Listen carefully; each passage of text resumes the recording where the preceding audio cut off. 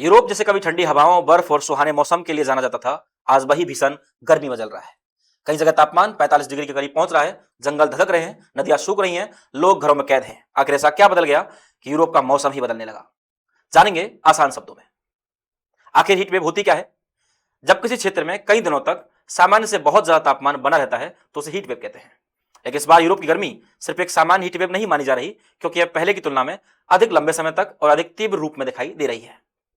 फिर सवाल उठता है, आखिर यूरोप इतना गर्म क्यों हो रहा है? पहला कारण, जलवायु परिवर्तन, क्लाइमेट चेंजेस। इंसानों द्वारा कोयला, पेट्रोल और डीजल जैसे ईंधनों के अधिक उपयोग से वातावरण में ग्रीन हाउस गैसें बढ़ी हैं। ये गैसें पृथ्वी की गर्मी को बाहर नहीं निकलने देती, नतीजा पूरी दुनिया का औसत तापमान धीरे धीरे बढ़ रहा है।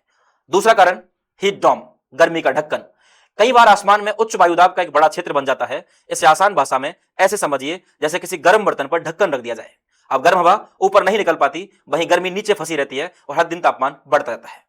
तीसरा कारण, समुद्र भी गर्म हो रहे हैं।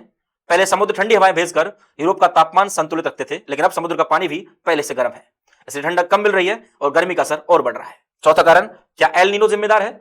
एल नीनो कुछ वर्षों में दुनिया के तापमान को और बढ़ा सकता है, लेकिन हर हीट वेव का कारण केवल एल नीनो नहीं होता। वैज्ञानिक मानते हैं कि जलवायु परिवर्तन सबसे बड़ा कारण है, जबकि एल नीनो कुछ समय के लिए इस प्रभाव को और बढ़ा सकता है। अब एक सवाल उठता है, क्या यूरोप भारत से भी ज्यादा गर्म है? इसका जवाब है, हर जगह नहीं। भारत के राजस्थान, दिल्ली या मध्य भारत में कई बार तापमान यूरोप से भी अधिक पहुंच जाता है।